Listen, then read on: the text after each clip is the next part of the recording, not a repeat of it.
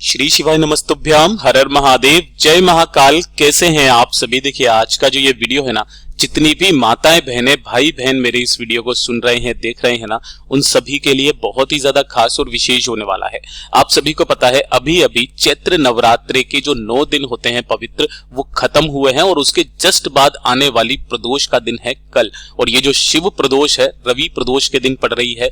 अगर आपकी कोई मनोकामना पूरी नहीं हो रही है, उपाय कर करके आप थक चुके हो, आपके जीवन के दुख कष्ट तकलीफ खत्म होने का नाम नहीं ले रहे हैं, घर में सुख शांति समृद्धि नहीं है, महादेव से कह के करके थक चुके हो, सब कुछ करके देख लिया, महादेव आपकी नहीं सुन रहे हैं ना, जब भी आपके दिल में आ जाए, पूज्य गुरुजी ने कहा है इस वाले उपाय को कीजिएगा। शिवलिंग पर जल मत चढ़ाना, आपको दुगने फल की प्राप्ति होगी। पूज्य गुरुजी ने कथा के अंदर ये भी बात बताई, चाहे शिव महापुराण उठा लो, विष्णु पुराण, ब्रह्म वैवर्त पुराण, अग्नि पुराण और गीता के भी अंदर वर्णित है कि इस वाले उपाय को करने मात्र से आपकी जो भी कामना होती है वो महादेव तक डायरेक्ट पहुंचती है। पूज्य गुरुजी की कथा से सुन करके और समझ करके पूरे उपाय को बड़े ही विस्तार से बताऊंगा, परंतु उससे पहले आप सबसे एक छोटी सी प्रार्थना कि जो लोग पहली बार आए हैं चैनल को सब्सक्राइब जरूर कीजिएगा और वीडियो को लाइक करके देवादिदेव महादेव जी का कोई सा भी प्यारा नाम कमेंट बॉक्स में लिखना मत भूलिएगा। इस पूरे वीडियो के अंदर 3 महा उपायों के बारे में बात करेंगे जो कि आपकी समस्त मनोकामनाओं को पूरा करेंगे, और तीनों उपायों को एक बार सुनकर के कल की प्रदोष के दिन कर लीजिएगा। आपको अगली प्रदोष तक इसका क्या फल मिलता है आप खुद से देखिएगा। सबसे पहले बात करते हैं पहले वाले उपाय की। पहला वाला उपाय किन लोगों को करना है ये चीज ध्यान से सुनिएगा कि अगर आपकी कोई इच्छा, कोई हृदय की बात, कोई कामना पूरी नहीं हो रही है, उपाय कर करके थक चुके हो, आपने चैत्र नवरात्रि के सारे उपाय कर लिए, आपने सोमवार अष्टमी कर ली, एकादशी कर ली, पशुपतिनाथ व्रत कर लिया, बाबा आपकी सुन ही नहीं रहे हैं, आपके जीवन के दुख कष्ट खत्म होने का नाम नहीं ले रहे हैं, तो अपनी इच्छा अपनी कामना पूर्ति के लिए शिवलिंग पर जल नहीं चढ़ाने वाला उपाय कल की प्रदोष के दिन जरूर करना है। ध्यान से सुनिएगा। आपको लेना होगा इस तरीके से एक दीपक। जो दीपक आप तैयार करो, चाहे आटे का करो चाहे मिट्टी का करो, कोई दिक्कत नहीं है, लेकिन इसके अंदर जो आप बाती लगाओगे वो लगाओगे गोल। जितने भी देवता होते हैं उन्हें गोल बाती लगाई जाती है, महादेव के लिए भी आपको गोल बाती लगानी है और इसके अंदर भरना होगा आपको गाय का घी। मैं यहाँ पर लिख जरूर देता हूं ताकि आपको सब कुछ समझ में आए, कभी कभी बोली से ना समझ में आए। अगर आप केवल वीडियो को सुन भी रहे हैं ना तो भी आपको सब कुछ पता चलेगा। सबसे पहले आपको एक गाय के घी का गोल बत्ती का दीपक तैयार कर लेना है। इसी के साथ में आपको लेनी है एक बेलपत्र जो कहीं से भी खंडित कटी फटी ना हो। प्लीज इस चीज को देख लिया कीजिए। काफी सारे लोगों को कहता हूं मैं और काफी सारे लोग फिर भी नहीं मानते हैं, कटी फटी टूटी कैसी भी उन्हें बेलपत्र मिलती है वो चढ़ा देते हैं, इसका आपको दोष लगता है। ठीक है, तो एक बेलपत्र लेना है और एक लोटा शुद्ध जल अपने घर का। इसके अलावा आपको और कुछ भी नहीं चाहिए। तांबे के कलश में जल लेना, अपने घर का लेना है और इन्हें लेकर के आपको पहुंचना होगा बाबा के मंदिर शिवलिंग के पास में। ये वाला उपाय करने का केवल एक ही दिन है और एक ही समय है, वो है प्रदोष का दिन, प्रदोष काल है ना। प्रदोष के दिन आपको जाना है प्रदोष काल में, जब सूर्यास्त हो रहा हो उसके आधे घंटे पहले और आधे घंटे बाद का जो समय होता है वो प्रदोष काल कहलाता है। प्रदोष के दिन जाना है, उत्तर दिशा नॉर्थ डायरेक्शन की तरफ मुंह करके बैठ जाना है। अब उपाय करने का नियम खास करके सुनिएगा। अभी आपको ना तो दीपक लगाना है ना ही कुछ करना है। आपको यहाँ पर बैठना है, महादेव जी का जो पूजन अर्चन आप करते हो, जैसे पूजा पाठ करते हो वैसे आप कर लेना।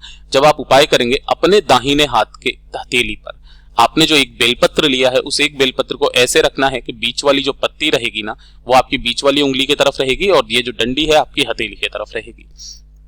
इसे अपनी हथेली पर रखकर अपना नाम, गोत्र और कामना कह करके बाबा की शिवलिंग पर आपको ऐसे समर्पित करना है कि डंडी रहेगी जलाधारी की तरफ, बीच वाली पत्ती का मुख रहेगा आपकी तरफ, क्योंकि आप उत्तर दिशा की तरफ में हो। ठीक है, उसके पश्चात आपको अपने दोनों हाथों में उस कलश को पकड़ना है जो आप अपने घर से जल लेकर के आए हो। उस कलश को पकड़ करके आपको सबसे पहले जो आपको जल समर्पित करना है इसका वो करना है भगवान गणेश जी के चरणाविंद पर, जो कि शिवलिंग पर राइट हैंड साइड का हिस्सा होता है। ये वाला थोड़ा सा जल यहाँ समर्पित करोगे ओम नमः शिवाय मंत्र का स्मरण करते हुए। दूसरे नंबर पर षडानंद कार्तिकेय जी के स्थान पर आपको जल समर्पित करना है। तीसरे नंबर पर माता अशोक सुंदरी के स्थान पर जल समर्पित करना है। अब जो चौथे नंबर का क्रम है ना वो है माता रानी के हस्त कमल के चारों तरफ। ये चीज ध्यान दीजिएगा। अंत में आप कहां पर समर्पित करते थे? शिवलिंग पर, लेकिन आपको शिवलिंग पर जल समर्पित नहीं करना है ना। आपको सीधे चले जाना है, आसपास जो भी बेलपत्र का पेड़ आपके पास में हो या आपके घर में हो, कहीं पर भी हो, ठीक है ना, आपको वहां पर जाना है। जाने के पश्चात आपको सबसे पहले जो एक दीपक लेकर के आए हो ना गाय के घी का गोल बाती का, वो आपको यहां पर लगाना है। लगा दोगे, इसे प्रज्वलित कर देना है, जला देना है। इसके नीचे कुछ ना कुछ आसन के तौर पर गेहूं के दाने, चावल के दाने कुछ भी लगा देना। और दीपक लगा देने के पश्चात जो बाकी का जल बचा है लोटे के अंदर, वो ओम नमः शिवाय मंत्र का स्मरण करते हुए आपको इसी पेड़ की जड़ों में समर्पित कर देना है, सींच देना है। अपनी कामना कह करके अपने घर के तरफ वापस चले आ जाना। वापस शिवलिंग नहीं जाना, इसके बाद में आपको घर पर ही आना है। पूज्य गुरुजी ने इस वाले उपाय का क्रम बताया था कि जितने भी पुराण हैं उसके अंदर वर्णित है कि जो भक्त मेरे ऊपर जल ना चढ़ा करके बेलपत्री के पेड़ पे जल चढ़ा गया, उसकी कामना पूरी नहीं हो रही है, तो बाबा ने, जो भी महादेव थे, उन्होंने माता पार्वती जी से कहा था कि जो व्यक्ति आपके हस्त कमल पर जल चढ़ा करके, है ना, अपनी कामना कह करके बेलपत्र पेड़ में जल चढ़ा देगा, अगर मैं आपकी नहीं सुन रहा हूं तो हे माता पार्वती, आप क्या करना, उसके उसी वाली कामना का उसे दुगना फल प्रदान करना। आपको अगली प्रदोष तक इसकी खुशखबरी जरूर मिल जाएगी। पूज्य गुरु जी का बहुत अद्भुत और अचूक उपाय है, जरूर कीजिएगा। बात कर लेते हैं दूसरे वाले उपाय की। दूसरा वाला भी जो उपाय है ना, ये भी आपकी कामना सिद्धि के लिए है। अगर आपकी कोई कार्य है जो काफी समय से अटका हुआ है, कार्य पूरा नहीं हो रहा है, कामना आपकी पूरी नहीं हो रही है, तो जो भी आपकी कामना सिद्धि है, कार्य सिद्धि है, उस कार्य सिद्धि के लिए इस उपाय को किया जाता है। चाहे बड़े से बड़ा कार्य क्यों ना हो, आपका पूरा होगा ही होगा, है ना। अब इस वाले उपाय के लिए आपको या तो 2 कनेर के फूल ले लो, या फिर 2 आप ले लो धतूरे के फूल। इन दोनों का क्रम ही बिल्कुल अलग है। काफी सारे लोग इनको चढ़ाने का क्रम भी नहीं जानते हैं। ये जो कनेर का फूल और धतूरे का फूल होता है ना, जब भी आप कामना सिद्धि, कार्य सिद्धि के लिए उपाय करते हैं तो केवल 2 जगह पर समर्पित किया जाता है। पहला जो जगह होती है वो होती है माता अशोक सुंदरी के स्थान पर, और दूसरा होता है शिवलिंग के ऊपर। लेकिन चढ़ाने का भी क्रम बिल्कुल अलग होता है जब भी आप कामना सिद्धि के लिए उपाय करते हैं। मैंने काफी लोगों को देखा है कि वो महादेव जी की भक्ति पूरे तन मन धन से करते हैं, लेकिन जब भी वो इस फूल को अपनी कामना सिद्धि के लिए चढ़ाते हैं ना, कैसे भी चढ़ा देते हैं, कहीं पर भी चढ़ा देते हैं, तो उसका उनको फल नहीं प्राप्त होता है। मैं दोनों ही फूलों का क्रम बताऊंगा, आप लिख करके नोट करके रख लीजिएगा। सबसे पहले हम बात करेंगे कनेर के फूलों का, ठीक है। कनेर का फूल कितना महत्वपूर्ण है ये तो आप सभी लोग जानते होंगे, जब अधिक मास की अमावस्या का दिन आया था, है ना। अब आपको यहाँ पर 2 कनेर के फूल लेने हैं, ठीक है, और 1 लोटा शुद्ध जल अपने घर का लेना है, ठीक है। यहाँ पर इन दोनों को लेकर के आपको पहुंचना है बाबा के मंदिर शिवलिंग के पास में। वही वाला क्रम, उत्तर दिशा, नॉर्थ डायरेक्शन की तरफ मुंह करके आपको खड़े होना है।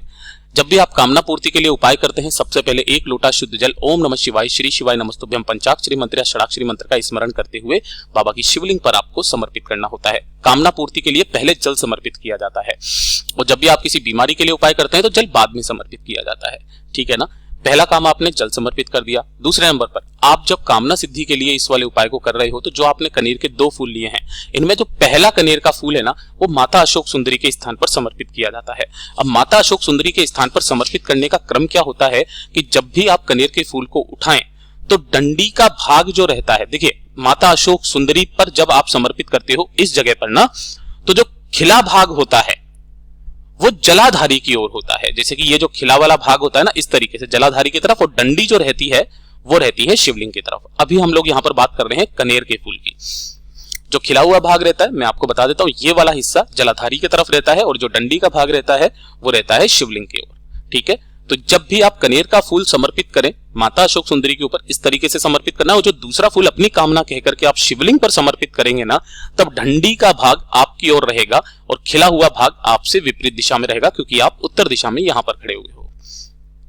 इस तरीके से आपको समर्पित करना होता है अपनी कामना सिद्धि के लिए। अगर आपको कनेर के फूल नहीं मिलते हैं और आपको मिल जाते हैं 2 धतूरे के फूल, तब इनका क्रम जस्ट उल्टा होता है ना। उल्टा होने का मतलब क्या है, देखिए मैं यहां पर आपको मिटा करके बता देता हूं कि जब आप इनको धतूरे के फूल समर्पित करते हैं सेम चीज में, सेम उपाय में, है ना, तब आपको जो अशोक सुंदरी मैया के ऊपर जो धतूरे का फूल समर्पित करना है, उसका खिला हुआ जो भाग रहेगा वो शिवलिंग के तरफ रहेगा, डंडी रहेगी जलाधारी की तरफ। और जब आप इसको यहां पर समर्पित करोगे शिवलिंग के ऊपर ना, तब खिला हुआ भाग आपकी तरफ रहेगा और डंडी का भाग आपसे विपरीत दिशा में रहेगा।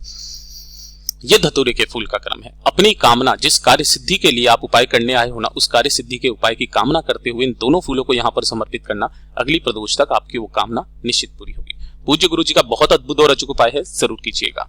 बात कर लेते हैं तीसरे वाले उपाय की।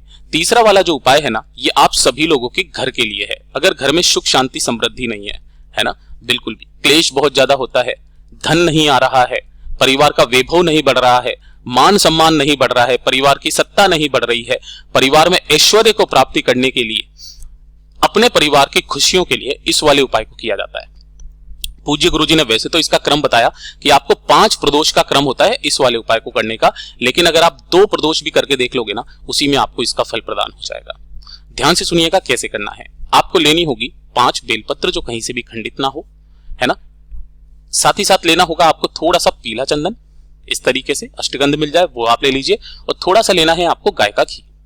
ठीक है, केवल गाय का घी होना चाहिए, मैं यहां लिख देता हूं, गाय का घी होना चाहिए। ठीक है, अब आपको क्या करना है, अपने ही घर पर प्रदोष के दिन ये जो 5 बेलपत्रियां ली है, इन 5 बेलपत्रियों में से 4 बेलपत्री अलग रखना, 1 बेलपत्र अलग रखना। मैं काफी बार इस उपाय को बता चुका हूं।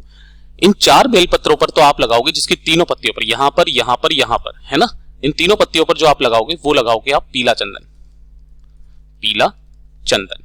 और जो 1 बेलपत्र की तीनों पत्तियां हैं उन पर आप लगाओगे गाय का घी, और वो किस तरफ में लगाना है, चिकने हिस्से की तरफ। ठीक है, एक कटोरी आपको लेनी है, एक कटोरी लेकर के जो आपने 5 बेलपत्रियां ली है, इसमें नीचे की तरफ 2 पीले चंदन की, बीच में गाय की घी की, और ऊपर वापस 2 पीले चंदन की। इस क्रम में आपको उन 5 बेलपत्रियों को रखना है, एक के ऊपर एक, और उन सभी 5 बेलपत्रियों को आपको इस वाली कटोरी के अंदर रख देना है।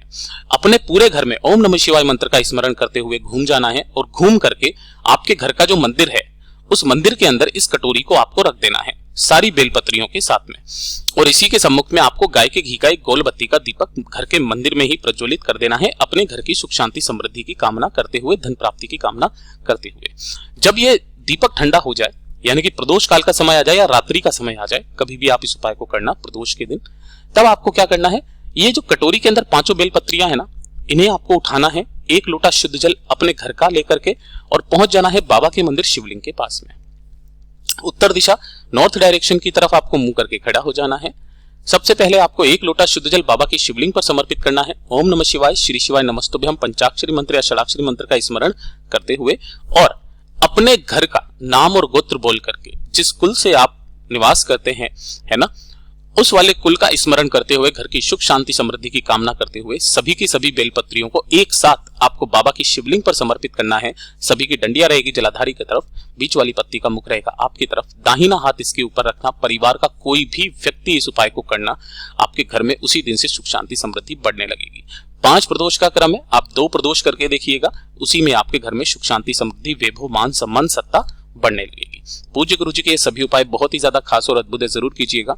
वीडियो पसंद आए तो लाइक जरूर करना, साथ ही साथ चैनल को सब्सक्राइब जरूर कीजिएगा। मैं आपसे मिलता हूं अगले वीडियो में, तब तक के लिए ओम नमः शिवाय, हर हर महादेव, जय महाकाल।